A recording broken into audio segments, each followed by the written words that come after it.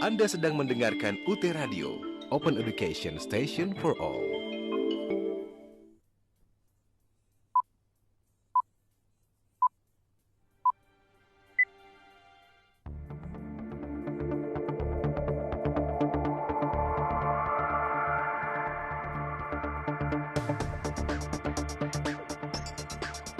Memasuki era revolusi industri 4.0, UT dituntut untuk terus melakukan inovasi agar dapat meningkatkan kapasitas dan perannya sebagai cyber university.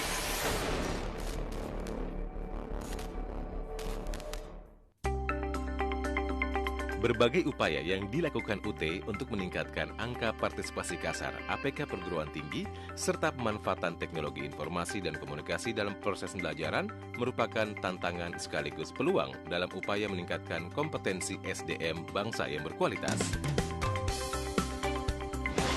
Hari ini, satu lagi tonggak sejarah perjalanan pendidikan kita pancangkan, khususnya di bidang pendidikan tinggi, yaitu dengan diresmikannya Universitas Terbuka. Sejak berdiri pada tanggal 4 September 1984, UT dengan sistem pembelajaran terbuka dan jarak jauh telah menunjukkan karya nyata dalam pemerataan pendidikan tinggi yang berkualitas dan meningkatkan kesempatan belajar untuk semua. Peran UT dalam mengukuhkan konektivitas bangsa di era siber inilah yang diangkat sebagai tema Dies Natalis UT ke-35 tahun ini.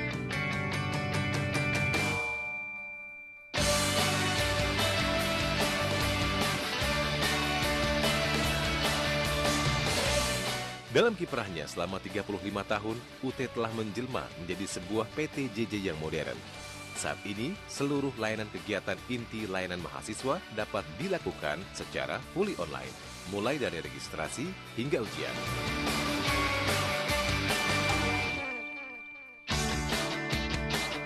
Saat ini, UT telah menawarkan 40 program studi jenjang sarjana, diploma, dan magister di bawah 4 fakultas, yakni Fakultas Ekonomi atau FE, Fakultas Hukum Ilmu Sosial dan Ilmu Politik atau FISIP, Fakultas Keguruan dan Ilmu Pendidikan atau FKIP, dan Fakultas Sains dan Teknologi FST.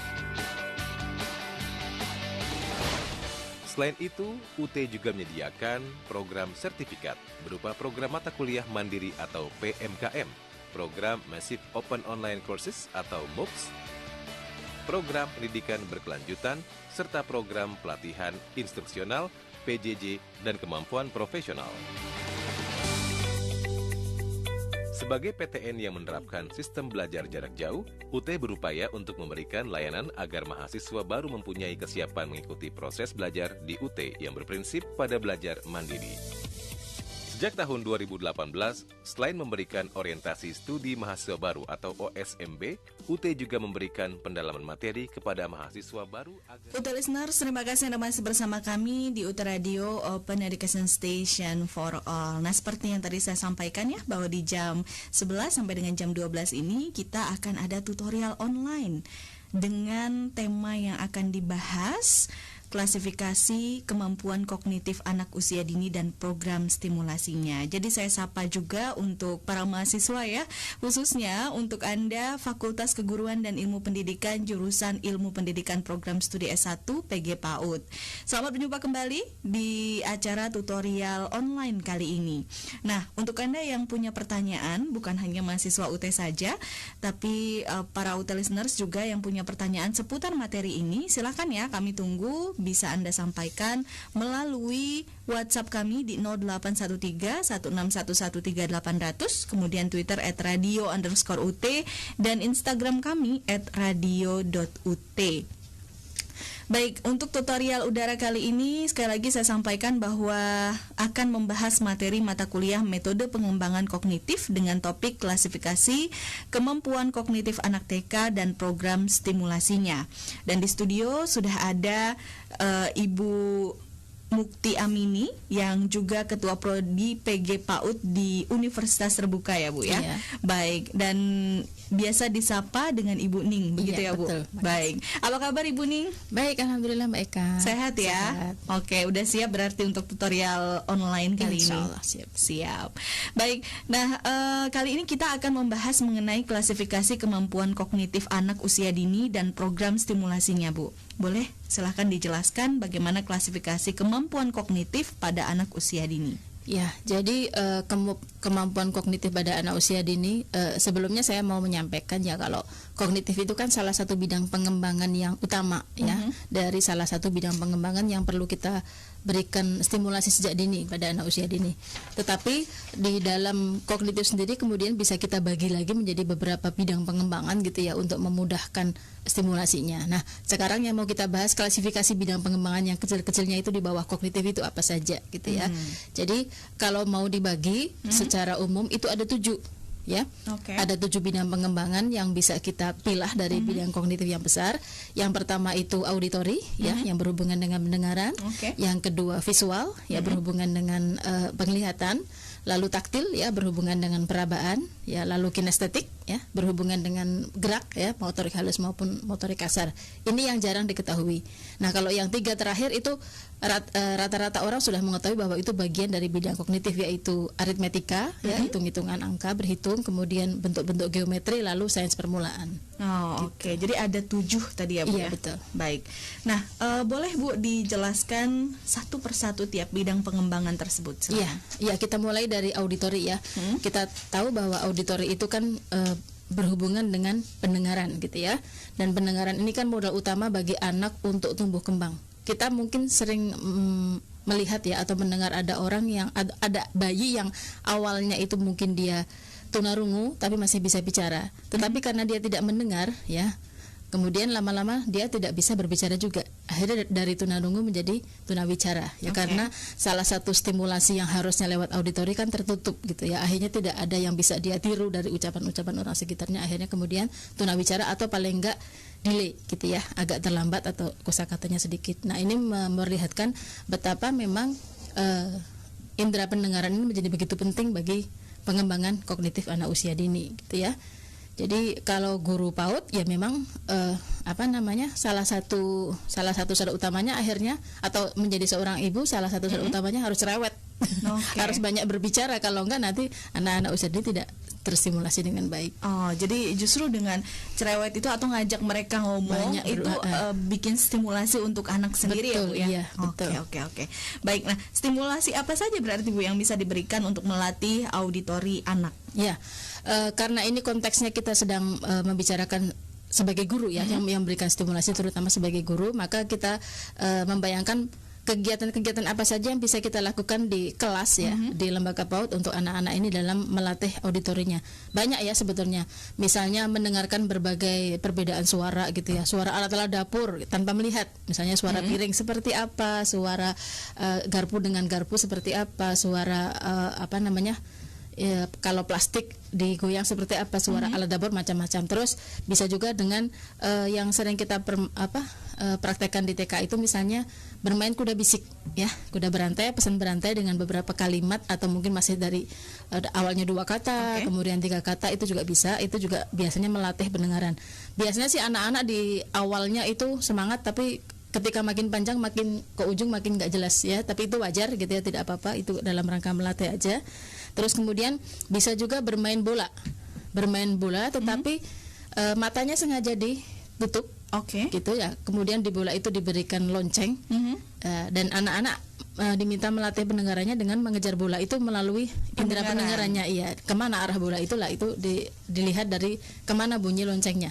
Ini sebetulnya permainan-permainan yang dulu awalnya diterapkan oleh salah satu ahli pendidikan anak ya, namanya Maria Montessori, justru untuk melatih anak-anak yang tunarungu, tunanetra. Jadi melatih mereka untuk pendengaran mereka. Ketika dia tidak bisa melewat matanya, berarti kan harus dilatih lewat pendengarannya. Nah, itu dengan sepak bola buta gitu, disebutnya seperti itu.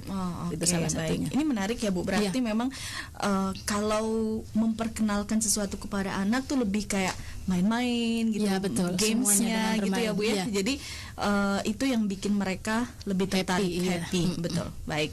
Nah, kemudian juga bagaimana pengembangan bidang kognitif yang lainnya Bu? Iya, setelah tadi kita berbicara tentang auditori, sekarang kita ke visual ya, indera penglihatan. Jadi hampir sama dengan indera pendengaran, kan indera penglihatan juga bagian dari 5 indera yang utama gitu ya. Jadi kalau teorinya Montessori mengatakan ketika salah satu indera ini tertutup, maka salah satu gerbang pengetahuan itu kan tertutup di situ. Nah, bagi anak yang tunanetra juga demikian. Ketika dia penglihatannya tidak berfungsi, maka gerbang lewat penglihatan tertutup, maka dia harus mengasah lewat gerbang ilmu pengetahuan yang lain, gitu kan? Maka wajar ketika indera penglihatannya tertutup, indera yang lainnya itu terasah lebih bagus daripada yang normal, gitu. Dia bisa kalau kita seperti ini, orang kok instingnya kuat amat bisa bedain duit 10.000 sama 100.000 misalnya kan, orang tunanetra, karena memang dia sudah mengasah taktilnya, mengasah auditorinya dan seterusnya lebih dari orang normal, gitu ya. Oke. Ini menarik, saya jadi teringat pernah membuat penelitian ya. Kalau mungkin pernah dengar Helen Keller, iya betul, buta tuli dan bisu ya Bu ya. Betul. Tapi saya melakukan penelitian itu melalui novelnya gitu, dan betul seperti itu, dan dia lebih mengembangkan indera perasanya, betul.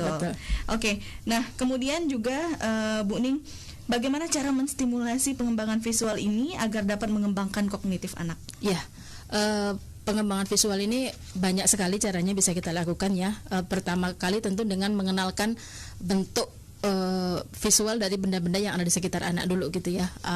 Benda-benda di rumah ya, mungkin dari area tempat tidurnya dulu, apa saja itu, meja, kursi dan sebagainya. Kemudian dari visual ini juga kesempatan kita untuk mengenalkan huruf ya, mengenalkan membaca permulaan dari visual ini kan. Kemudian misalnya meja, nanti kemudian kita pasang juga di situ tulisan meja gitu ya. Ada kursi, kita pasangkan juga di tempat kursinya tulisan kursi. Itu lama-lama secara tidak sadar sebetulnya anak sedang belajar membaca gitu ya. Itu melalui visual yang tidak kentara. Kita mungkin bisa belajar dari iklan ya. Anak-anak itu kan gampang banget kan tahu tulisan, oh itu Denko, oh itu Pepsodent, padahal dia tidak ngerti kata perkataannya, huruf D-A-N-C-O ya. Kadang-kadang tulisan es krim kan Ice Ceream gitu kan. tapi dia bacanya itu apa, es krim gitu, gitu. Nah seperti itulah. Jadi memang ketika kita bisa menyusun dengan warna yang pas gitu ya, kontras yang pas antara warna dengan latarnya, itu anak-anak pasti tertarik gitu ya. Dan itu menjadi PR bagi para guru PAUD untuk bagaimana membuat media-media yang secara visual itu dari sekali lihat itu langsung anak-anak wah ini asik gitu lah, supaya bisa melatih visualnya. Baik, jadi berarti sebenarnya kalau melihat sesuatu itu kan kayak simbol gitu ya. Iya, betul. Anak tuh jadi hafal gitu, betul, ya, meskipun dia belum kenal itu kata atau huruf apa. Iya, hurufnya gitu ya. Tidak tahu, tapi dia sudah masuk di sininya, menangkap secara umum, betul. Oke. Baik, ini menarik sih Bu, pembahasan seperti ini ya. Mungkin boleh dirinci lagi secara teknis mana yang lebih baik Bu Ning, mengenalkan huruf dari A sampai Z secara urut atau huruf-huruf tertentu saja? Ya, karena memang anak itu berpikirnya dari keseluruhan dulu, bukan parsial begitu. Memang kita harus justru tadi mengenalkan lewat benda nyatanya dulu, kemudian diberikan tulisannya secara umum langsung. Nah itu akan langsung terekam gitu ya. Misalnya judul Kompas kalau koran gitu ya, atau majalah Bobo, dia tahu itu Bobo, tapi bahwa itu BO itu tidak paham. Tetapi lama-lama kita bisa mengenalkan dari satu persatu huruf, tidak harus urut dari A sampai Z, tetapi dari huruf yang memang secara konkret bendanya ada di dekat dia. Misalnya mama, kan cuma M-A-M-A. Lama-lama dia ngerti itu M dan A gitu ya. Papa kan OP sama A, oh berarti ini P, lama-lama paham gitu ya. Jadi tidak ABC-nya tetapi per kata dulu. Oke, jadi kata per kata ya. Baik, kemudian juga Bu Ning, bagaimana dengan bidang pengembangan kognitif yang ketiga? Yang taktil ya. Nah, ini taktil ini salah satu bidang pengembangan yang mengasihkan tetapi kadang sering dilupakan orang gitu ya, karena banyak orang tua itu lebih fokus kepada calistung kan ya, pengen bisa baca, bisa berhitung, pengennya gitu. Anak itu bisa segera berhitung, lagi kalau ibu-ibu ya. Nah itu dia, khawatir banget kalau anaknya nggak bisa baca, khawatir banget kalau anaknya nggak bisa berhitung, padahal bukan itu kemampuan utamanya. Kalau kita bahas dari teori dasarnya dulu, ada namanya ahli pendidikan anak itu namanya Jan Piaget. Jan Piaget itu mengatakan bahwa taktil lah itu sumber utama dari pengembangan kognitif. Semakin anak itu diberi kesempatan untuk banyak menyentuh, banyak merasakan berbagai tekstur, itu semakin tebal sinap-sinap sambungan-sambungan di otaknya dari kecil. Gitu. Dan ini yang kadang-kadang sama orang tua kan malah nggak boleh ini, nggak boleh itu gitu ya. Mau megang kasur megang kayu yang kasar, jangan nanti kena pakunya, kena apa aja dilarang gitu. Justru akhirnya kemudian taktilnya tidak terlatih. Dan taktil itu sebetulnya bukan hanya di tangan sini, tetapi seluruh kulit kita itu sebetulnya taktil. Nah itu yang kebetulan yang saya lihat selama ini, guru-guru PAUD juga banyak fokus di telapak tangan ini aja. Gitu. Padahal seluruh kulit itu indera peraba gitu kita ya, Bu? gitu. Itu bisa dilatih. Ini menarik banget sih Bu, ternyata sentuhan, belayan gitu ya mempengaruhi perkembangan kognitif anak juga ya. Iya, sangat. Mungkin belum banyak yang menyadari hal ini. Apa sih sebenarnya Bu yang akhirnya membagi fokus mereka gitu, lebih senangnya itu tadi calistung daripada memperkenalkan dulu taktilnya. Ya ini mungkin salah kaprah ya, karena memang dari awal itu ada semacam tuntutan kayaknya. Kalau saya lihat sih awalnya karena di SD itu kan daya tampung terbatas, SD negeri, lalu ada tes begitu kan. Nah, akhirnya kemudian dites, salah satu gerbang tesnya itu mungkin calistung. Akhirnya banyak orang tua anak usia dini yang khawatir, nanti kalau anak saya mau masuk kelas 1 SD nggak bisa masuk dong, kan dia belum bisa calistung. Karena gitu. Sekarang ada tuntutan itu ya. Karena kaitannya dengan daya tampung. Padahal secara pendidikan, kalau secara ilmu, anak kelas 1 itu tidak harus sudah bisa membaca. Karena kalau kita mau lihat pengertian anak usia dini di aslinya gitu ya, di WHO itu anak kelas 1, 2, 3 itu masih masuk anak usia dini gitu. Jadi guru SD kelas 1 itu masih punya tugas untuk melancarkan anak membaca dan menulis gitu. Jadi bukan PR guru TK. Tapi sekarang tuh susah banget loh Bu pelajarannya ya. Iya, itu tuntutan. Nanti kita sambung lagi. Ini menarik sekali Bu Ning. Saya jadi merasa berterima kasih karena selama ini saya harus abdimas dengan anak-anak PAUD, tapi nggak tahu ilmunya nih. Tapi karena ada Bu Ning, jadi banyak masukan pembelajaran yang akhirnya saya dapatkan. Nih, kalau gitu listeners dan juga seluruh mahasiswa dari keguruan dan ilmu pendidikan, terutama pendidikan dasar PG PAUD, jangan kemana-mana ya. Nanti setelah ini saya dan juga Ibu Ning akan kembali lagi untuk membahas klasifikasi kemampuan kognitif anak usia dini dan program stimulasinya. Jangan kemana-mana, tetap bersama kami di UT Radio, Open Education Station for All.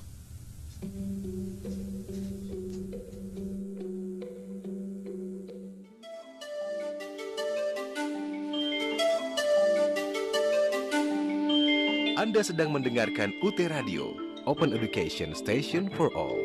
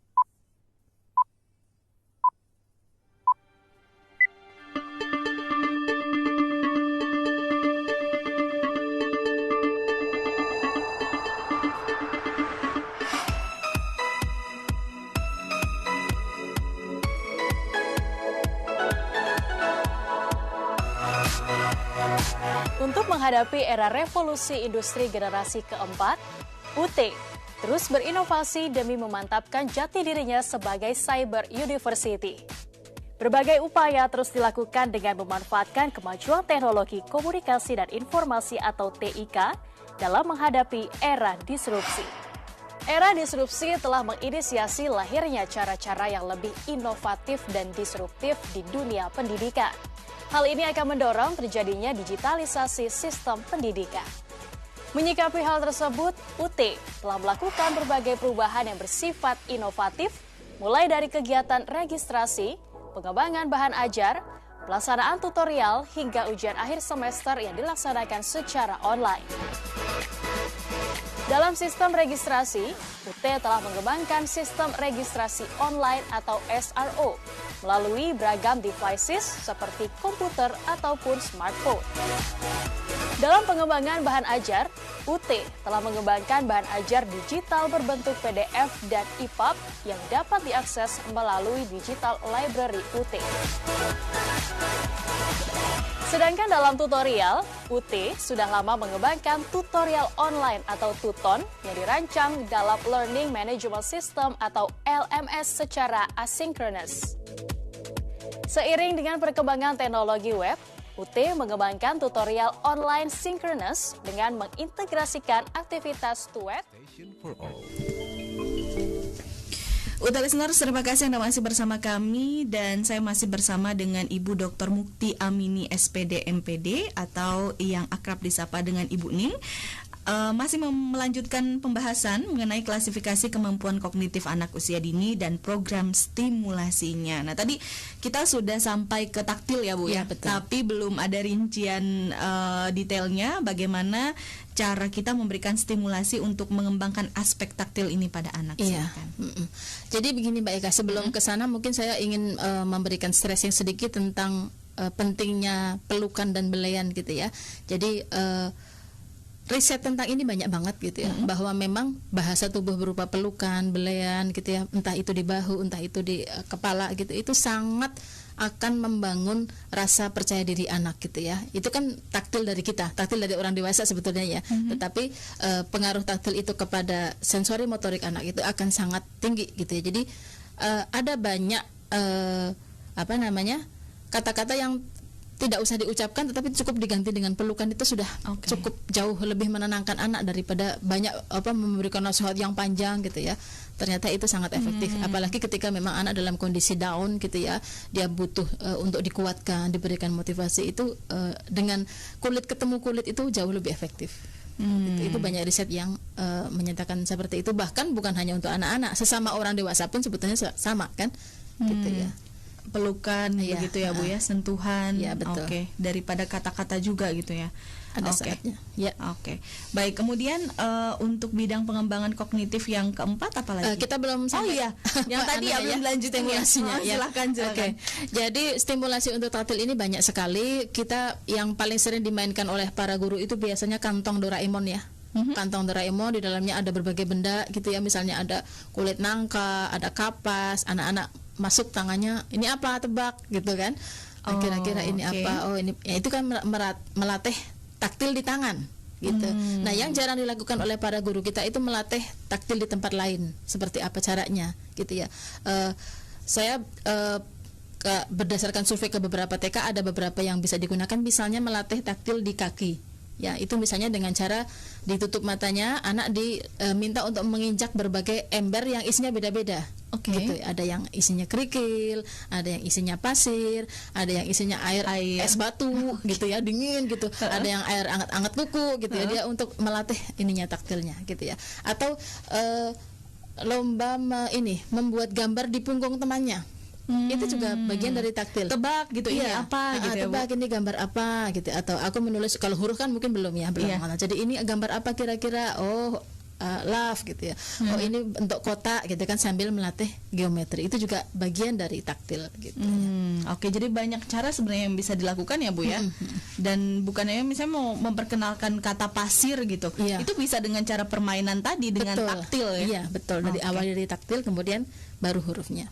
Oke, baik, kalau begitu kita bisa melanjutkan yang berikutnya ya Bu. Bisa. Untuk bidang pengembangan kognitif yang keempat. Silakan. Ya, yang keempat ini adalah kinestetik gitu ya. Kinestetik atau gerak, bisa motorik halus, bisa motorik kasar, tapi tentu kita awali dari motorik halus dulu gitu ya. Keterampilan tangan ini juga menjadi bagian yang sangat penting dalam pengembangan kognitif gitu ya. Kalau misalnya dia tidak terampil, nanti kan juga kemudian akan tetap langsung berhubungan dengan sinap-sinap yang di sini gitu ya. Dan ini banyak cara melatih bidang kinestetik ini ya. Misalnya untuk salah satu contoh yang gampang begini.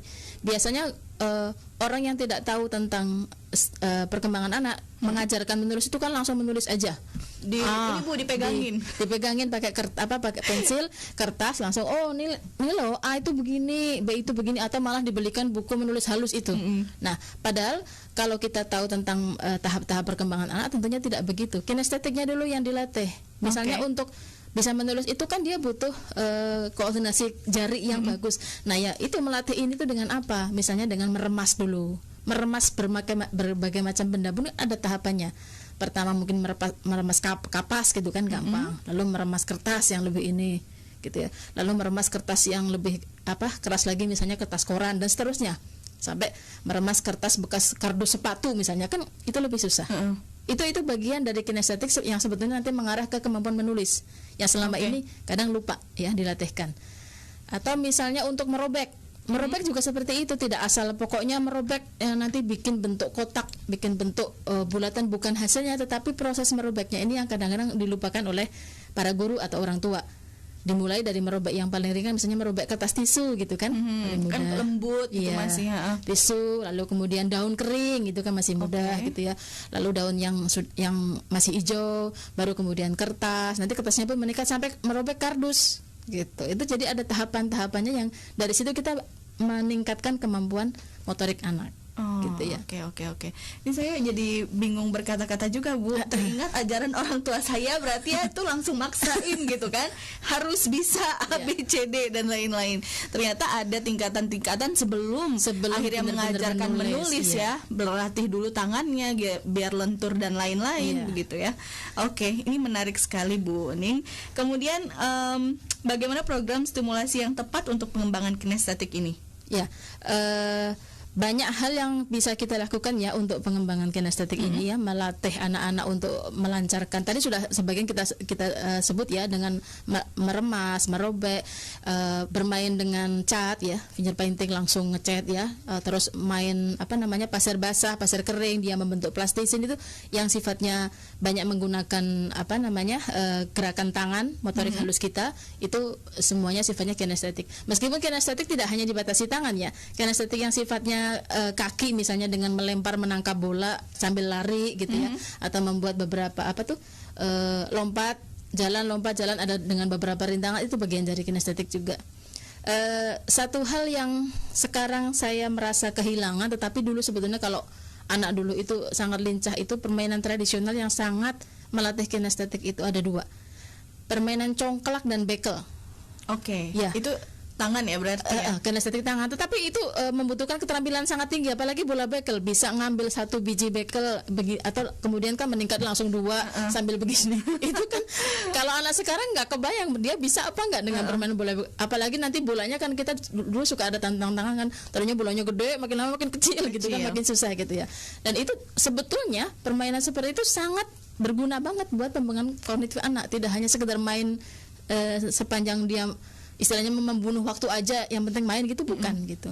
Nah itu yang kita agak kehilangan sekarang ya, termasuk permainan congklak. Sama ini mungkin kalau Kaki Abu dulu tuh terkenal engke-engke. Ya betul, engke-engke. Kalau disebutannya sama ya? Sama. Kalau di Kalimantan dulu saya menyebutnya main tabak. Kalau di kita apa ya? Kalau di Jawa sih namanya patok lele itu ya. Beda-beda, tapi prinsipnya itu kan ya, melatih kaki gitu ya.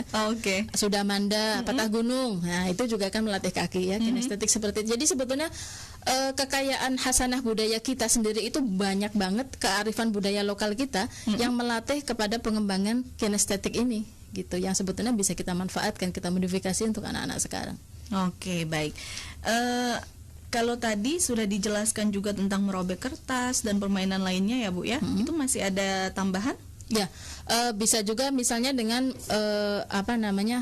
melatih anak untuk tali-tali ya, memegang berbagai macam tali kan macam-macam ya, ada tali rafia, ada tali kur gitu ya, termasuk kinestetik untuk membuat benda-benda dari yang sehari-hari gitu ya, misalnya menempel dari biji-bijian ya, dari biji yang gede, kacang kacang gede gitu, kacang hijau, kemudian lama-lama kacang hijau yang kecil gitu ya, atau kemudian puzzle ya, puzzle itu juga melatih dia untuk kinestetiknya. Ya, banyak hal yang bisa kita lakukan sebetulnya. Oke. Baik, itu kan dengan kacang-kacangan apa mereka juga belajar ukuran Iya. gitu ya Bu akhirnya ya. Termasuk ini menjahit sederhana. Ya, kalau anak-anak mungkin kalau menjahit beneran bukan gitu ya. Jadi menjahit ya sudah kita buatkan ininya polanya gitu ya. Ngikutin saja. Nah, itu juga bagian dari kinestetik anak. Bagian dari kinestetik anak. Ya. Siap. Baik, kita akan melanjutkan pembahasan UT Listeners. Tadi Bu Ning sudah menjelaskan ada 4 bidang pengembangan kognitif, yaitu auditori, visual, taktik, dan juga kinestetik. Nah, sekarang kita akan masuk pada bidang pengembangan kognitif yang kelima ya. Iya, betul. Betul. Tapi sebelum itu Bu, saya ingatkan kepada UT Listeners dan juga para mahasiswa PG PAUD nih khususnya yang punya pertanyaan, silakan kami akan tampung melalui WhatsApp di 081316113800, Twitter @radio_UT dan Instagram kami @radio.ut. Baik, silakan Ibu untuk bidang pengembangan kognitif yang kelima. Ya, kita biasa menyebutnya aritmetika, tetapi ada juga yang mengatakan itu berhitung, ada juga yang mengatakan itu matematika permulaan, ya, prinsipnya sama, ya. Tetapi di sini bukan dalam arti, berarti anak usia dini itu harus bisa berhitung, bukan itu. Di sini lebih kepada bidang aritmetika yang perlu distimulasi. Sampai mananya bukan hasilnya yang kita lihat, proses stimulasinya ini gitu ya. Jadi bahwa memang anak-anak itu perlu dibekali dengan kemampuan aritmetika ini supaya apa? Supaya jangan sampai ketika dia dewasa nanti atau ketika dia sudah usia sekolah, matematika itu menjadi mata pelajaran yang menakutkan. Oke. Sekarang kan rata-rata seperti itu ya. Kalau ditanya mapel apa yang paling bikin kamu ini nggak nyaman? Matematik gitu ya, rata-rata kan begitu. Berarti kan kayak semacam ada trauma tersendiri bahwa berhitung itu menyulitkan. Padahal kalau dari kecil dia sudah dibiasakan dengan asik loh sebetulnya berhitung itu gitu ya, dengan stimulasi-stimulasi yang mudah gitu ya, itu nanti dia akan suka pasti dengan matematika.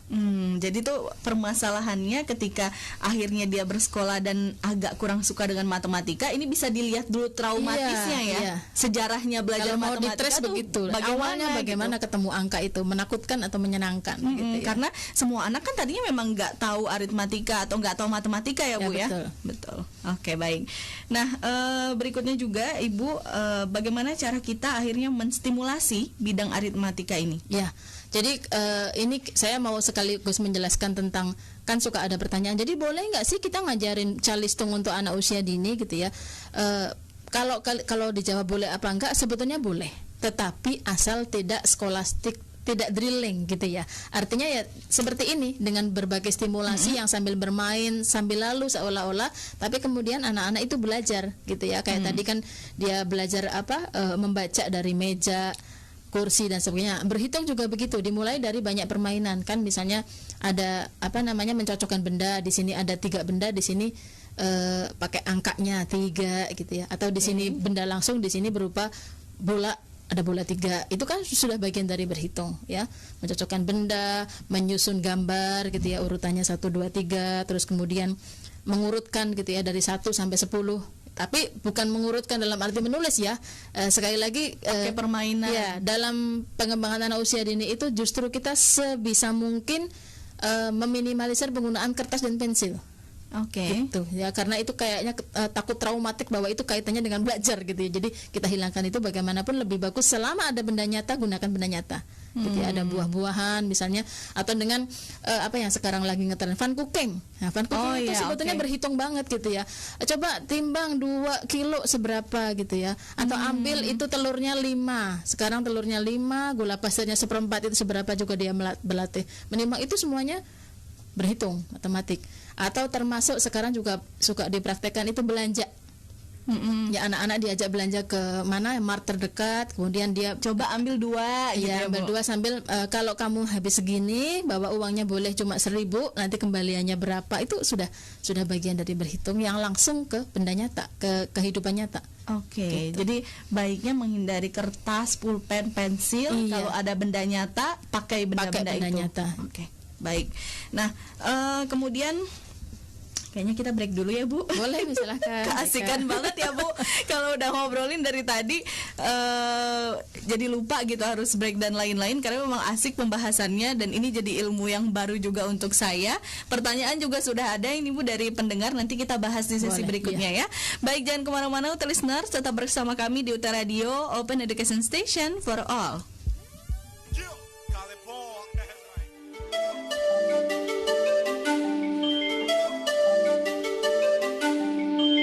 Anda sedang mendengarkan UT Radio, Open Education Station for All.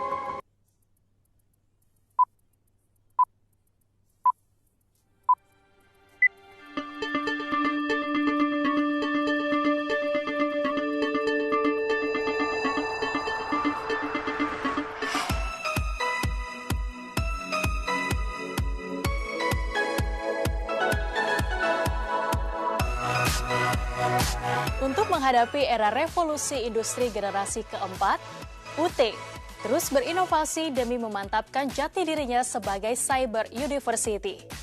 Berbagai upaya terus dilakukan dengan memanfaatkan kemajuan teknologi komunikasi dan informasi atau TIK dalam menghadapi era disrupsi.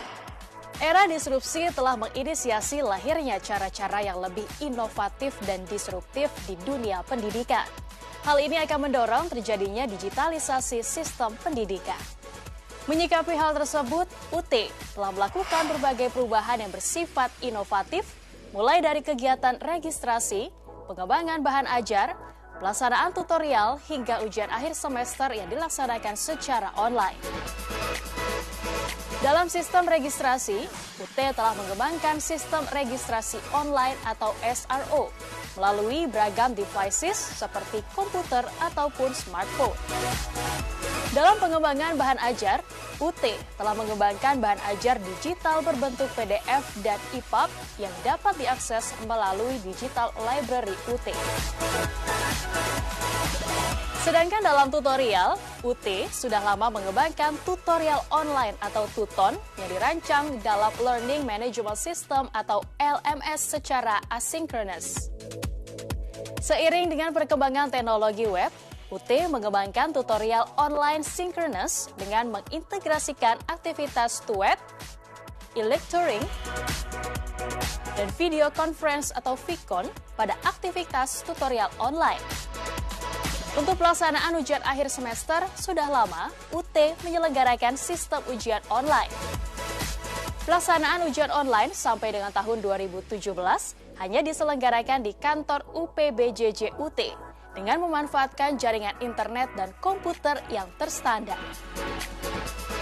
Namun, pada tahun 2018, UT sudah mengembangkan dan menguji cobakan ujian online yang dilengkapi dengan fasilitas online proctoring. Sistem baru ini memungkinkan mahasiswa dapat mengikuti ujian secara online dimanapun mahasiswa berada tanpa perlu kehadiran seorang pengawas. Selain itu, UT juga menyediakan sumber belajar terbuka atau lebih dikenal dengan istilah Open Educational Resources atau OER.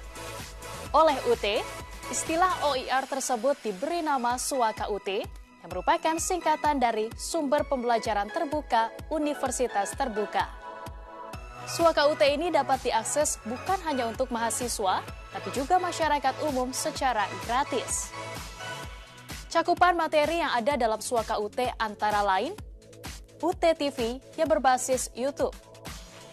Terima kasih Anda masih bersama kami di UT Radio Open Education Station for All, dan kita masih di tutorial online dengan bahasan klasifikasi kemampuan kognitif anak usia dini dan program stimulasinya dengan narasumber hari ini atau penyaji hari ini Ibu Dr. Mukti Amini SPD MPD atau yang saya panggil Ibu Ning, begitu ya Bu? Iya, makasih. Kita lanjutkan lagi pembahasan Ibu tadi, sudah pembahasan yang kelima ya berarti. Betul, tadi ya kurang dua lagi. Kemudian tadi yang belum adalah stimulasi yang tepat begitu ya, pengembangan kinestetik kinestetik aritmetika, Mbak. Aritmetika sudah. Siap, tadi ya kita bahas sekilas gitu ya tentang betul. Nah, berarti silakan lebih lanjut lagi untuk bidang aritmetikanya. Ya. Jadi kita tadi sudah menjelaskan ya bahwa aritmetika itu salah satu bidang yang memang kadang menjadi momok kalau tidak distimulasi, tidak diawali dengan baik ya gitu ya, sehingga memang dari awal kita harus memberikan stimulasi yang pas untuk aritmetika. Tadi kita sudah mengatakan bisa dengan mengurutkan huruf, dengan bermain-main dengan benda nyata gitu ya, membandingkan konsep, atau kalau apa tuh namanya kartu yang panjang itu kartu domino. Nah itu kan juga bisa ya menyambung gitu ya. Terus mengurutkan gambar seri ya, dari logikanya seperti apa, itu bagian dari bermain aritmetika. Atau bermain bilangan jam, jadi diawali dari jam yang bulat dulu, jam 7, jam 8, jam 9. Nanti kalau dia sudah ngerti arah jarumnya ya, jam biasa gitu ya, bukan jam yang digital. Lalu yang 7.30, kemana jarum pendek, kemana jarum panjang, itu juga bagian dari aritmetika sebetulnya. Oke, baik. Nah, kemudian berarti kalau permainan aritmetika yang dapat kita berikan untuk anak, begitu Bu, kalau hal ini konsisten dilakukan oleh orang tua dan guru, maka anak tidak ada lagi yang takut dengan pelajaran matematika ya, atau bilang matematika susah, nggak mau gitu. Betul. Nah sebetulnya permainan tradisional pun juga banyak yang mengarahkan ke kemampuan matematika, termasuk congklak itu kan kita menghitung ya, meskipun mungkin bagi anak usia dini masih kelipatannya kan 7 gitu ya. Tetapi ada mahasiswa saya dulu memodifikasi permainan congklak ini supaya mudah dibikin kelipatan 10. Gitu, karena anak usia dini kan masih bilangannya 10 atau 5 gitu ya. Jadi enak, lubangnya 10, bijinya itu juga 10 gitu. Jadi tidak rumit.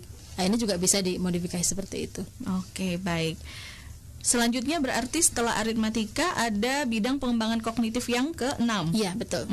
Silakan, boleh Ibu. Yang ke-6 itu kita tadi menyebutnya geometri atau bangun ruang gitu ya.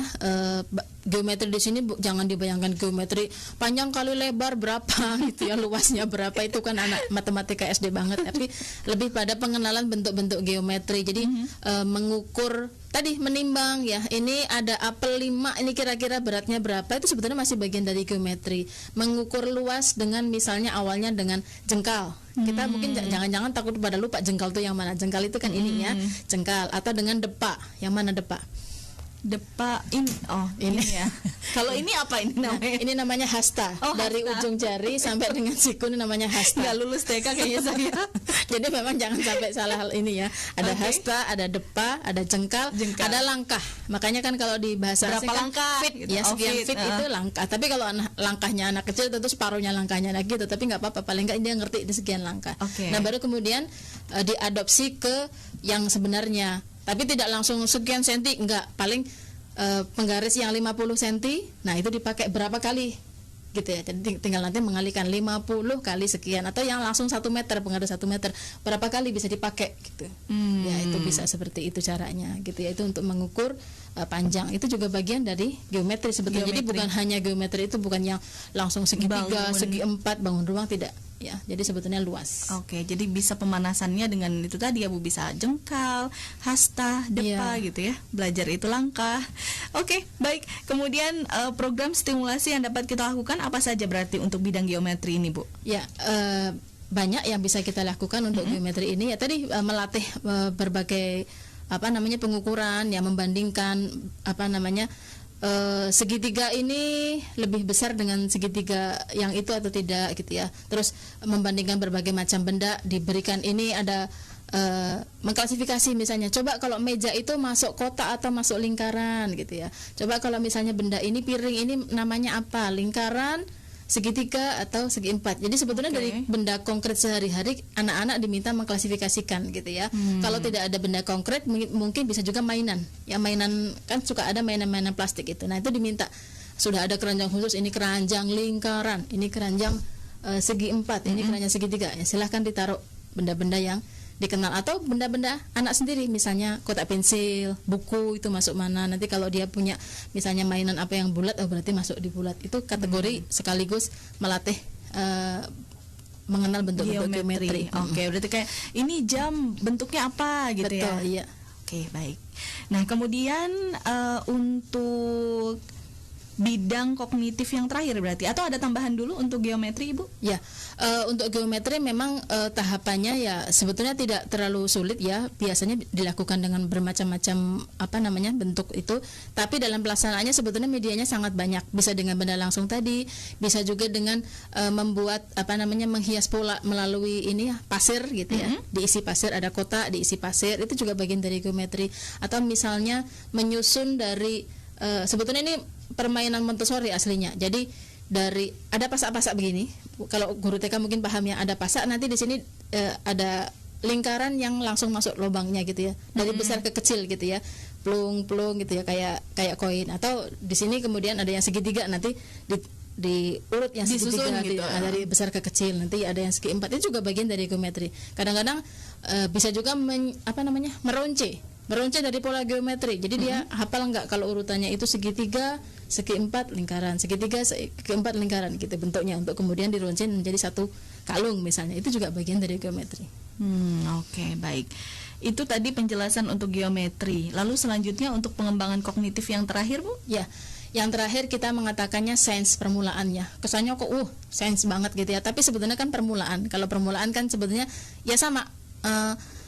Bidang IPA juga kadang-kadang kan bidang yang tidak terlalu diminati oleh anak-anak sekolah kita ya, karena tampaknya kok pusing gitu ya, apalagi kalau udah sekolah lanjutan ketemu kimia, fisika itu kayaknya gitu ya. Tapi sebetulnya ini salah satu pondasi dari anak usia dini seperti apa pemahamannya tentang sains permulaan. Nah, kalau untuk anak usia dini tentu dimulai dari hal-hal yang dari sekitar kehidupannya sendiri. Misalnya ketika di dapur gitu ya, ada gula, ada kopi, ada susu, itu kan 3 benda padat. Coba kalau dicampur ke air panas seperti apa jadinya, kan belajar tentang larutan tuh. Tapi kalau sekarang nyampurnya pakai air es seperti apa, kan nanti kan kelihatan tuh kopinya nggak mau nyampur gitu ya. Nah, terus kemudian melarutkan, ada pasir, ada kerikil. Nah, itu seperti apa. Kalau biji kacang hijau dimasukkan ke air seperti apa. Itu bagian dari sains permulaan yang sebetulnya sederhana dan di dapur-dapur aja gitu ya, nggak kemana-mana. Gitu. Ada barangnya itu semuanya ada. Betul. Atau misalnya sambil mencuci itu kan juga di sana sebetulnya ada aritmetika, berhitung gitu ya. Baju yang dimasukkan berapa? Oh, kalau baju seember ini butuh sabunnya berapa sendok, itu kan juga bagian berhitung. Tetapi juga di sana ada sains permulaan gitu ya, supaya bisa nyampur caranya bagaimana. Oh, harus diaduk dulu gitu ya. Atau misalnya ada teh panas ini supaya cepat dingin caranya bagaimana. Itu bagian dari sains loh, simple tapi sains. Oh, ditiup gitu kan, kalau orang nggak sabar kan tiup. Betul, tiup itu kan bagian dari yang paling kuno gitu ibaratnya ya, tapi itu juga menurunkan suhu. Oh, ternyata kalau diaduk cepat dingin, betul gitu ya. Itu juga bagian dari, dituang ke ini piring. Jadi melebar permukaannya jadi cepat dingin. Betul, itu bagian dari sains permulaan yang kadang-kadang anak suka tidak tahu kalau itu tuh sains gitu ya. Oke. Siap.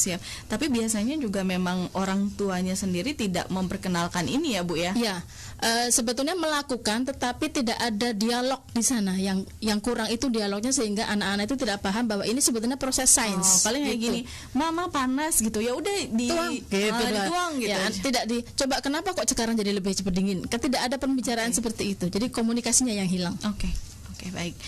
Ini seru banget sih bahas tentang kognitif gitu ya. Tadi beberapa penjelasan dari aritmetika, terus kinestetik, semuanya lah dari 7 itu sangat menarik sekali. Nah, ini mungkin kita mau jawab pertanyaan dulu ya, Bu ya. Baru nanti kita ke kesimpulan, terus mungkin ada hal-hal tertinggal yang belum dijelaskan. Boleh. Baik, untuk pertanyaan pertama ini ada dari Mbak Endang Yuliasi. Izin bertanya, untuk menstimulasi motorik halusnya selain dengan belajar menulis itu seperti apa ya? Saat ini anaknya sudah masuk ke TKB dan anaknya ada keterlambatan dalam berbicara atau speech delay. Iya. Untuk speech delay sebetulnya tidak hanya motorik halus, tapi lebih kepada sini ya, kesiapan artikulator, kesiapan dari alat-alat pengucapan gitu ya. Memang yang paling mempengaruhi adalah stimulasi bicara gitu ya. Ada terapi bicara. Biasanya ada ahli khususnya. Kalau memang guru TK yang di tempat itu tidak punya kemampuan yang memadai, memang kita harus meng-hire ahlinya gitu ya, terapis biasa gitu ya, dan itu biasa gitu ya. Kalau di beberapa TK kadang-kadang ada juga yang memang punya kemampuan itu, jadi bisa yang mainstreaming, artinya TK yang menerima anak yang speech delay biasanya dia masih bisa menangani, tapi kalau TK itu biasanya gurunya umum saja, biasanya tidak. Nah, yang penting kan berarti kan PR yang terbesar adalah stimulasi banyak mengajak anak itu bicara gitu. Yang kedua memang ya tadi melalui, tapi ini agak saya melihatnya gimana ya, yang ditanyakan tapi lebih kepada kinestetik kan, gitu ya. Kalau kinestetik sebetulnya kan tidak langsung melatih kepada kemampuan untuk langsung bicara, gitu ya. Kalau kemampuan bicara sebetulnya lebih mengarah kepada kemampuan tadi, bagaimana dia menyerap auditori, justru auditori banyak-banyak, mendapatkan stimulasi, baru kemudian mempersiapkan alat-alat artikulatornya itu, gitu ya. Tetapi kalau kita ingin mengembangkan kinestetik, ya tadi banyak cara yang sudah kita sampaikan ya, cara-cara lain yang misalnya banyak banget sih sebetulnya kalau di TK ya untuk kinestetik itu, dari melukis, mewarnai gitu ya. Melukis dalam arti ya melukis apa saja, tidak harus sampai dileskan ikut sanggar lukis, bukan begitu ya, bukan untuk dia menjadi pelukis yang hebat, atau termasuk main piano, alat musik itu sebetulnya kan kinestetik semua gitu ya. Nah, itu jadi intinya sebetulnya kalau lihat kondisi sekarang adalah jangan sampai anak itu terjebak pada gadget aja gitu.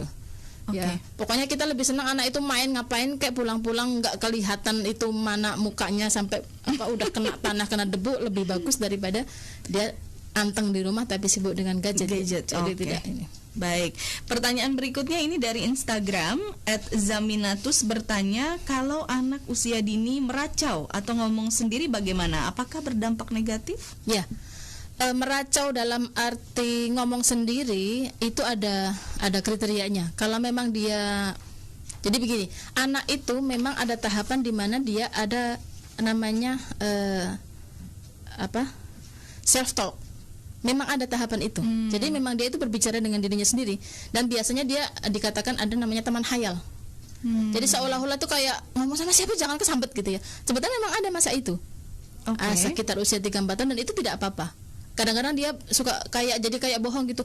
Bu, tadi si ini gini Stella atau siapa namanya dia sebut. Padahal itu di hayalannya saja. Tidak ada orang namanya itu. Tapi kalau ada anak yang begitu, respon dari orang tua, nah ya tinggal kita timbal-timbali saja, tidak apa-apa.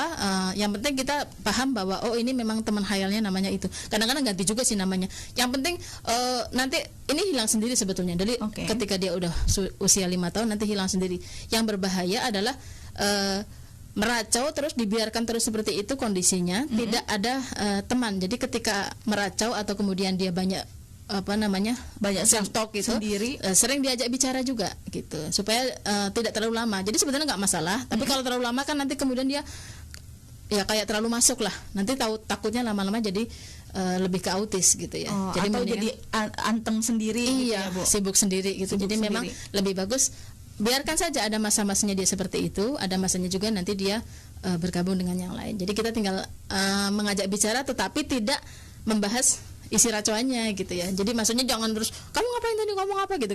Itu malah jadi kemudian jadi ketakutan kan. Kalau ketakutan akhirnya kemudian dia jadi tidak nyaman. Jadi biarkan saja. Emang itu alami kok.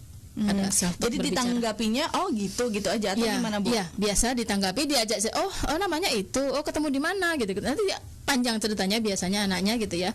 Ya kita iya aja gitu ya. Nanti kita lama-lama tahu ini teman hayalnya. Atau biasanya teman hayalnya juga bisa dimanifestasikan ke salah satu benda tertentu. Kan ada anak yang misalnya bonekanya udah butut banget tapi nggak boleh dicuci, nggak boleh biasanya itu jadi teman hayalnya itu, jadi kayak perantara gitulah. Dari situlah dia ngobrol sama si bonekanya itu gitu. Tapi ada namanya biasanya gitu ya. Tidak apa-apa sebetulnya itu. Jadi bukan kesambet ya. Ternyata memang ada kayak daya hayal si anak dari rentang usia 3-4 tahunan itu ya, Bu ya. Imajinasinya memang sedang ke sana. Jadi dia belum bisa membedakan antara fakta dengan imajinasi. Jadi masih nyampur aja, dipikirnya itu memang temennya dia gitu ya. Dia cerita aja. Tapi kalau orang dewasa, yang mana anak siapa gitu, udah ketakutan cuma ada di hayalannya dia saja. Dan ini banyak yang orang tidak tahu ya, bahwa ada fase anak itu mengalami daya hayal seperti ini. Tapi nggak semua anak juga ada begini kan, Bu? Iya, betul. Jadi ada juga yang melompat, sama dengan perkembangan yang lain. Misalnya kayak perkembangan berjalan pun kan ada anak yang dia tidak lewat apa tuh namanya merangkak, tahu-tahu udah langsung pegangan dinding, sebetulnya tidak masalah gitu ya, dilompati nggak masalah. Tetapi ketika memang itu terjadi, itu masih dalam batas normal. Asal jangan sampai misalnya dia usia 5 tahun masih aja punya teman hayal kemana-mana bawa jimatnya itu tadi masih benda. Nah itu berarti terlambat, ada sesuatu yang karena kebiasaan mungkin. Iya, bisa dan juga. lain-lain. Oke. Ini menarik sekali sih Ibu, pembahasan ini kayaknya nanti kapan-kapan kita harus bahas parenting dan lain-lain. Ayo silakan. Aduh, terbuka sekali UT Radio. Baik, nah boleh mungkin Bu dikasih kesimpulan untuk klasifikasi kemampuan kognitif ini. Tadi ada auditori, visual, taktik, kinestetik, aritmetika, geometri, dan juga sains permulaan. Ya, silahkan. Jadi yang ingin ditekankan pada pertemuan kita kali ini adalah bahwa jangan sampai kita memahamkan bahwa kognitif itu cuma isinya aritmetik, geometri, sama sains gitu aja. Tetapi sebetulnya ada bidang-bidang yang memang melekat pada diri anak ya, dari indera anak itu ya, dari auditori, visualnya, taktilnya, juga kinestetik gitu ya, yang kadang-kadang ini luput dipahamkan atau kita pahami bahwa itu bagian dari bidang pengembangan kognitif yang justru jadi pondasinya gitu ya, pondasi supaya anak-anak itu bisa terus mengembangkan kognitifnya dengan optimal. Dan ini menjadi PR bagi para guru dan juga anak gitu ya, bagi para orang tua ya, untuk menstimulasi perkembangan anaknya. Oke, Ibu ada pesan untuk mahasiswa UT khususnya jurusan PG PAUD? Silahkan. Ya, untuk para mahasiswa PG PAUD tentunya yang dibutuhkan sekarang adalah kreatif untuk terus mencari stimulasi-stimulasi yang kira-kira bisa membangkitkan ketertarikan anak ya. Apalagi permainan apalagi yang bisa kita gali untuk aritmetika seperti apa. Dan sekarang sumber itu terbuka luas gitu ya, kita bisa banyak mencari atau tidak harus observasi ke lembaga PAUD yang lain, datang ke sana gitu ya, kita bisa searching gitu ya, banyak video-video yang bisa begini caranya mengembangkan auditori, itu bisa kita lihat lalu kita sesuaikan. Segala sesuatu tidak bisa kita pindahkan, di sana baik, berarti kalau ditempatkan ke saya pasti juga baik. Kita tentu harus melihat juga kondisi di lembaga kita masing-masing. Iya, kalau ini pas, kalau ini nggak pas, saya nggak punya media yang ini, nggak bisa yang ini. Nah itu silahkan, tapi membuka wawasan kita seluas-luasnya bahwa ini loh pengembangan kinestetik itu mana daftarnya, pengembangan taktil itu mana, itu sangat perlu, sehingga kita punya wawasan, baru kemudian kita memilah mana yang paling cocok untuk tempat kita mengajar dan lain-lain. Itu begitu ya Bu. Baik. Aduh, ini saya lagi-lagi berkata bahwa seru sekali pembahasan tutorial online kali ini, tapi karena waktunya juga, terus materi yang disampaikan terkait dengan klasifikasi kemampuan kognitif anak usia dini dan program stimulasinya ini udah semuanya dibahas ya Bu ya. Berarti harus selesai juga kebersamaan kita di tutorial online. Terima kasih sekali lagi sudah hadir Ibu Ning. Mudah-mudahan nanti ada topik-topik lainnya lagi, jadi bisa mampir ke UT Radio ya. Sukses selalu untuk Ibu Ning dan juga PG PAUD Universitas Terbuka. Amin. Makasih. Baik UT listeners, jangan kemana-mana ya. Nanti setelah ini saya masih akan melanjutkan UT Radio di program UT Daytime. Dan saya tutup dulu untuk UT Morning kali ini. Tetap bersama kami di UT Radio, Open Education Station for All.